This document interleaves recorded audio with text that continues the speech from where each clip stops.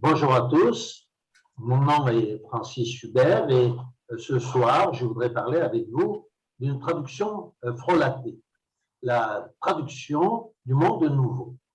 Alors, vous le savez, vous en avez entendu parler, et puis les médias en parlent constamment. La traduction du monde nouveau est la seule traduction au monde qui ne soit utilisée que par les témoins de Jéhovah et par personne d'autre. Pourquoi? Eh bien, parce que tous le disent, les preuves abondent que cette traduction est une traduction frelatée.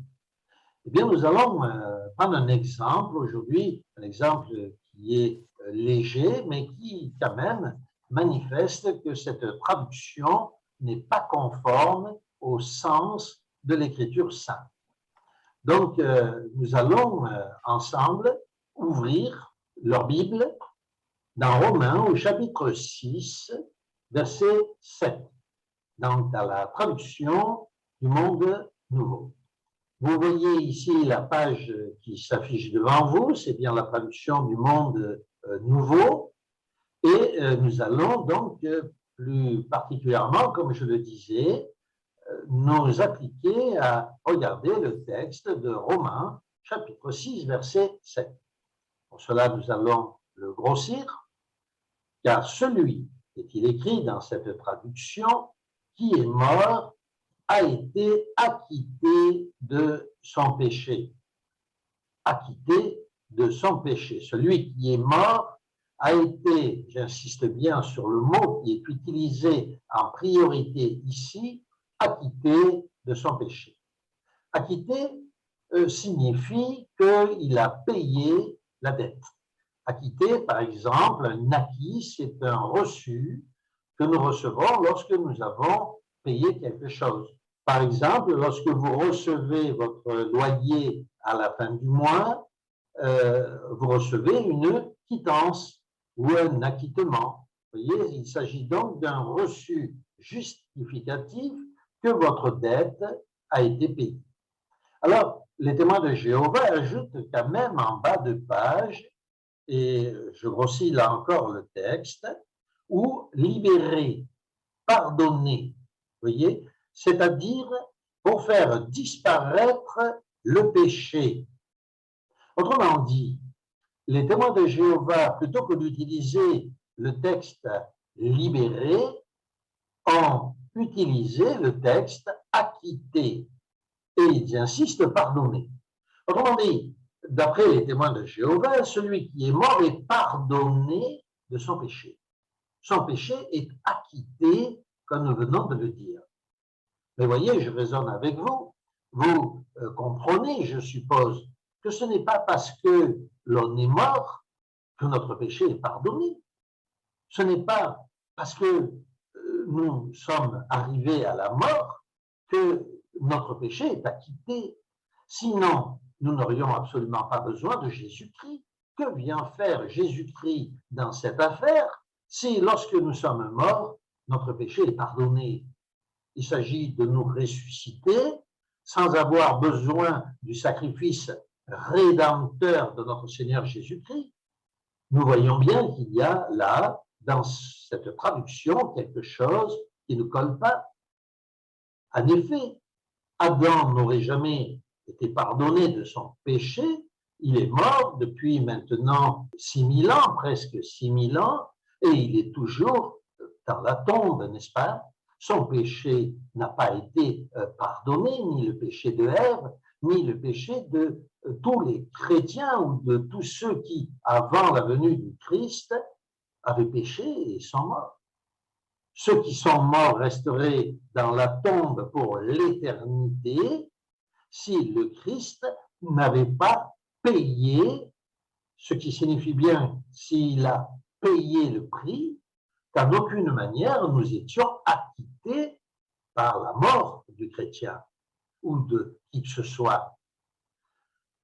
Nous allons regarder le texte de Romains, c'est-à-dire le contexte, au chapitre 5, versets 8 à 12, où il est écrit. Et il parle ici, les questions ici, vous allez le voir, du baptême, n'est-ce pas? C'est dans le cadre du baptême que l'apôtre Paul s'exprime. Dieu prouve son amour envers nous en ce que, lorsque nous étions encore des pécheurs, Christ est mort pour nous. Nous étions pécheurs, le Christ est mort pour nous, ce n'est pas la mort qui a acquitté notre péché. Verset 9. À plus forte raison donc, maintenant que nous sommes justifiés, non par la mort, mais par son sang, serons-nous sauvés par lui de la colère.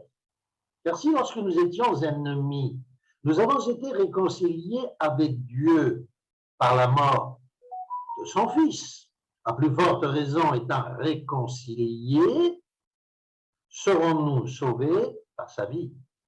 Et non seulement cela, mais encore, nous nous glorifions en Dieu par notre Seigneur Jésus-Christ, par qui maintenant nous avons obtenu la réconciliation.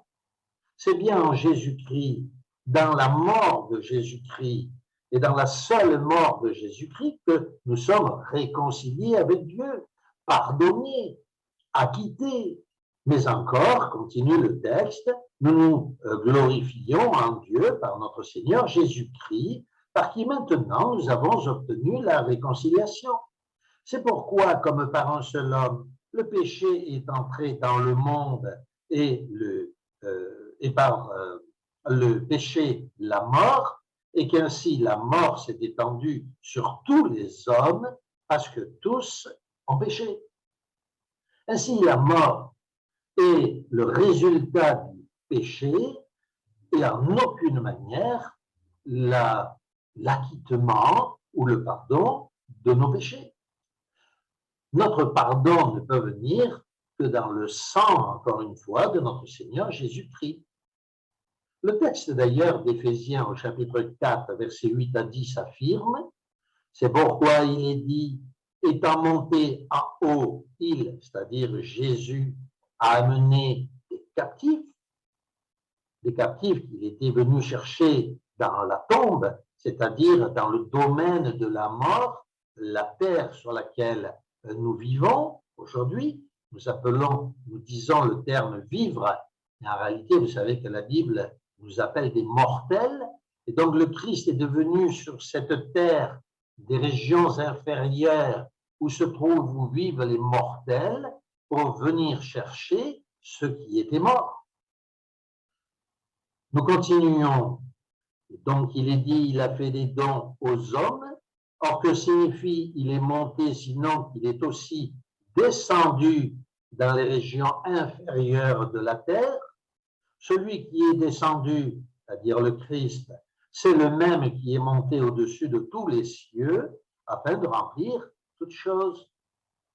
Ainsi, nous voyons bien que ce que nous dit le contexte d'Éphésiens au chapitre 5 que nous avons lu précédemment, c'est que dans le baptême, nous mourrons, le vieil homme meurt dans cette eau du baptême pour ressusciter en Jésus-Christ pour faire la volonté de Dieu.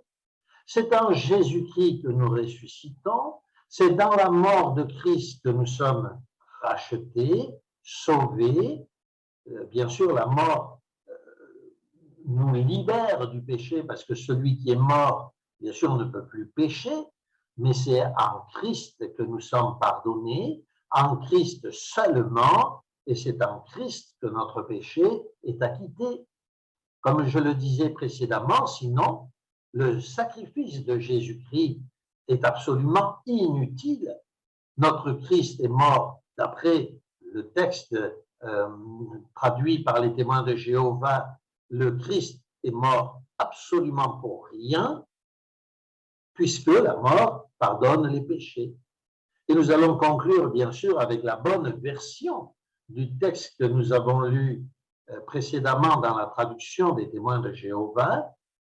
En effet, si nous sommes devenus une même plante avec lui, c'est-à-dire Jésus-Christ, par la similitude de sa mort, nous le serons aussi par la similitude de sa résurrection, sachant que notre vieil homme a été crucifié avec lui, afin que le corps pécheur soit détruit, comme je le disais précédemment, dans l'eau du baptême pour que nous ne soyons plus esclaves du péché.